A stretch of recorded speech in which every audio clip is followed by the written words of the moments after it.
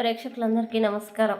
మిథున రాశి వారికి ఆగస్టు 15 గురువారం రోజున గోచార రీత్యా ఎటువంటి శుభ ఫలితాలు కలగబోతున్నాయి, ఇంకా వీరు ఎలాంటి పరిహారాలు చేయాలి అనే విషయాల్ని ఈ వీడియోలో తెలుసుకుందాం. పూర్తి వివరాల్లోకి వెళ్లే ముందు మీరు ఏమైనా సమస్యలతో బాధపడుతుంటే వాటి పరిష్కారం కోసం మీరు స్క్రీన్ మీద కనిపిస్తున్న మా గురువు గారి నెంబర్కి కాల్ చేసి మీ సమస్యలకి తగిన పరిష్కారం పొందండి. ఖచ్చితంగా మీ సమస్య పరిష్కారం అవుతుంది. అలాగే మీరు ఇప్పటి వరకు మా ఛానల్ని సబ్స్క్రైబ్ చేసుకోకపోతే వెంటనే సబ్స్క్రైబ్ చేసుకోండి. అలా చేసినట్లయితే మీరు మా వీడియోని మిస్ అవ్వకుండా చూడవచ్చు. ఇక పూర్తి వివరాల్లోకి వెళ్తే షష్ఠ స్థానంలో సంచరిస్తున్న చంద్రుని యొక్క ప్రభావం వల్ల మిథున రాశి వారు ఈ రోజు ఒక సంతోషకరమైన వార్తని అందుకుంటారు.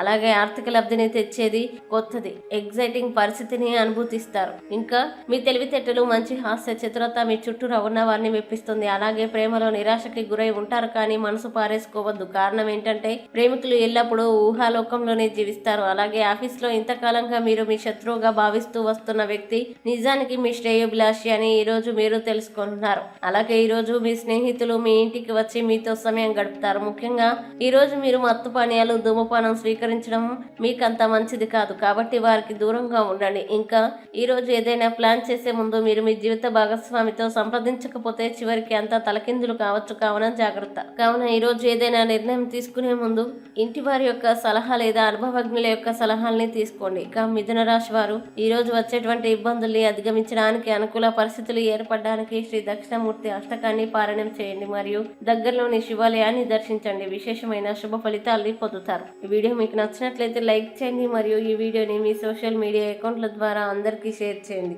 అలాగే మీరు ఏదైనా సమస్యలతో బాధపడుతున్నట్లయితే వాటి పరిష్కారం కోసం ఒక్కసారి గురువు గారి నెంబర్కి కాల్ చేసి మీ సమస్యలకి తగిన పరిష్కారం పొందండి. ఖచ్చితంగా మీ సమస్య పరిష్కారం అవుతుంది.